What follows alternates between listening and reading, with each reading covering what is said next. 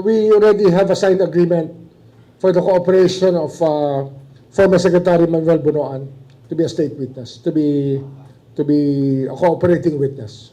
We will discharge him we will ask the court to discharge him as a respondent so he can testify for us as a state witness. The knowledge that he has about the whole institution is something very important to us to be able to prove many cases.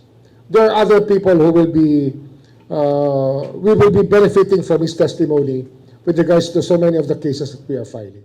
Kinumpirma ni Ombudsman Remulla na mayroon ng nilagdaang cooperation agreement si dating DPWH Secretary Manuel Bunoan upang magsilbing state witness. Aminado rin si Remulla na isa sa mga dahilan ng kanilang pagmamadali ay ang kalagayan ng kalusugan ni Bunoan. Kaya nais umano nilang agad na maitala o maipreserba ang kanyang testimonya upang magamit sa pag-usad ng mga kaso.